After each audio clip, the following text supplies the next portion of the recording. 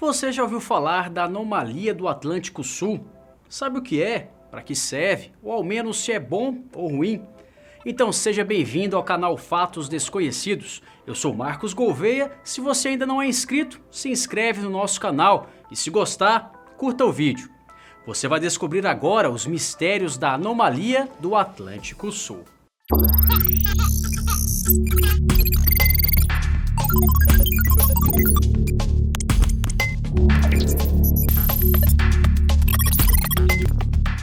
Antes da gente falar sobre a anomalia do Atlântico Sul, é preciso que você saiba pelo menos o básico sobre o campo magnético da Terra e também sobre radiação eletromagnética. Eles estão diretamente envolvidos nesse fenômeno do nosso planeta.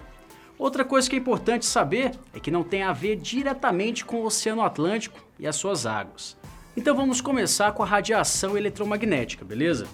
A radiação eletromagnética é criada no Sol.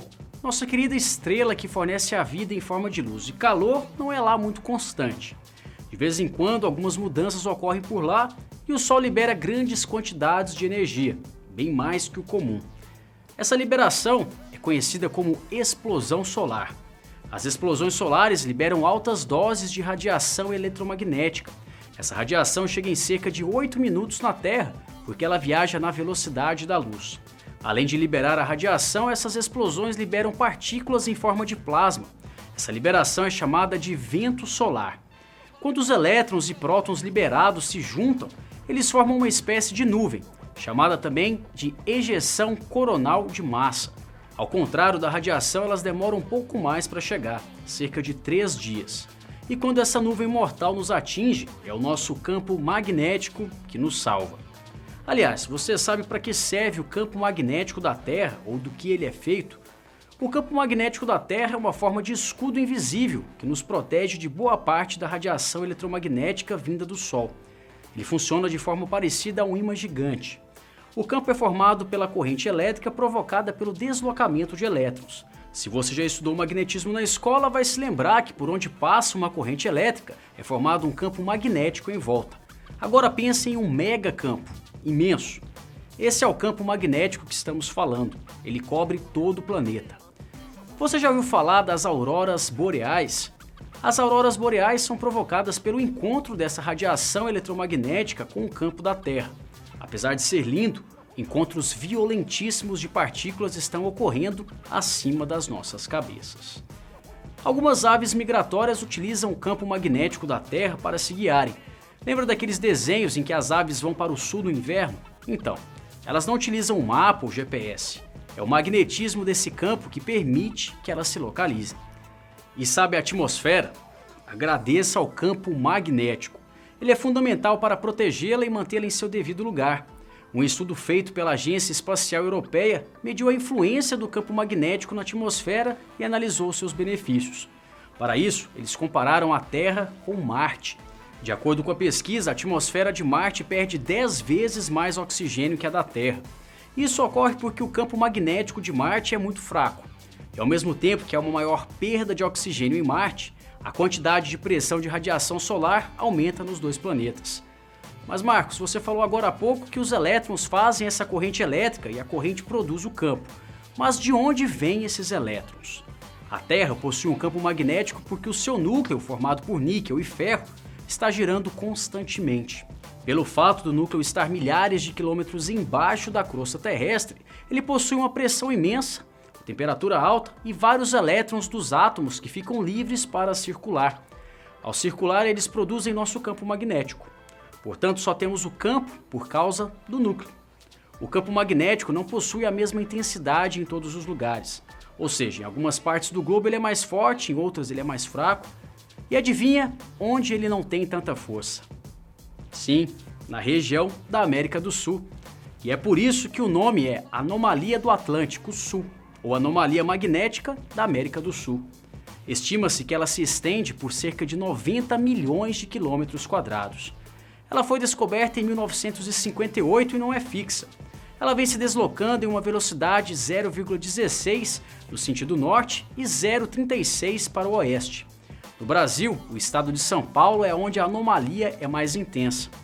Também é verdade que uma expansão da área da anomalia está sendo detectada. É Ela está aumentando para o norte, noroeste, nordeste e leste. Mas também não se sabe se esse aumento é algo natural. Não se tem um conhecimento exato do que está provocando esse fenômeno. Então, quando há explosões solares, os riscos das partículas liberadas pelo Sol atravessarem o campo magnético na região da anomalia do Atlântico Sul são bem maiores.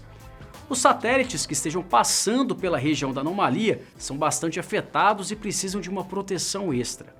Um exemplo disso é o satélite japonês chamado Hitomi, que sofreu uma pane em 2016 por não estar preparado para passar por esse local. Por causa da pane, o satélite, que custou milhões de dólares, acabou caindo, deixando os cientistas responsáveis pelo projeto bastante constrangidos, já que eles não previram os efeitos provocados pela nuvem de partículas na região da anomalia. Então quer dizer que o Brasil pode ser prejudicado por conta da anomalia do Atlântico Sul? Não. Você está salvo disso, não se preocupe. Os efeitos só são sentidos a 100 km de altura. Existem pessoas que afirmam que por conta dessa anomalia, os índices no Brasil de câncer de pele são maiores, mas isso não passa de invenção. A atmosfera consegue impedir que você seja prejudicado. Os aviões também não sofrem com os efeitos da anomalia. A aviação civil costuma voar a uma altitude de aproximadamente 12 km. As pesquisas já feitas nessa área não indicam que haja uma influência sobre os aviões. Talvez a única coisa que você sentiria falta durante uma situação como essa seria a falta de um GPS no momento ou de uma transmissão que depende de satélites.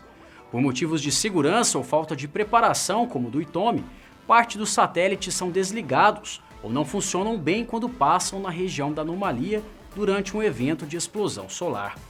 Mas a maioria já estão mais preparados e esses casos são bastante raros.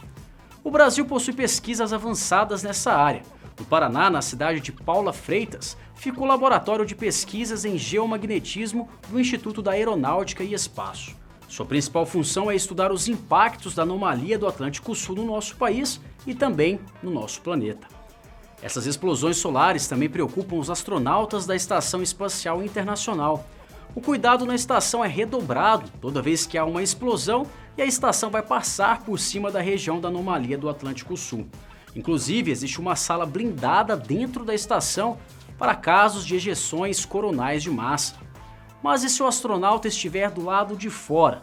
Isso não acontece porque quando há explosões solares, os astronautas são impedidos de realizar missões do lado de fora. Mas se por acaso ocorrer, eles estariam em apuros, pois a sua situação do lado de fora é bem mais vulnerável. As agências espaciais costumam saber sobre as explosões porque existe uma previsão do clima espacial. Uma curiosidade legal é que alguns astronautas da Estação Espacial Internacional relatam que quando estão passando pela anomalia, eles veem explosões de luz e algumas inclusive se assemelham a estrelas cadentes. Às vezes eles conseguem perceber isso mesmo de olhos fechados. Agora vamos às suposições, eu repito, suposições. Não quer dizer que isso vai acontecer e nem que haja uma relação entre essas coisas. Algumas pessoas afirmam que a anomalia do Atlântico Sul está ligada à inversão dos polos magnéticos da Terra. Estima-se que a última inversão dos polos ocorreu há cerca de 780 mil anos atrás. É verdade que os polos se invertem com o passar dos milhares de anos, mas ainda não foi provado que essa inversão esteja relacionada à anomalia. Outros astros podem estar influenciando nesse possível atraso. Portanto, não associe automaticamente a anomalia do Atlântico Sul com a inversão dos polos. Esse é um outro assunto e bem mais complexo. O que você achou da anomalia do Atlântico Sul? Pensou que era algo muito diferente? Deixa aqui o seu comentário e a gente se vê no próximo vídeo. Até mais!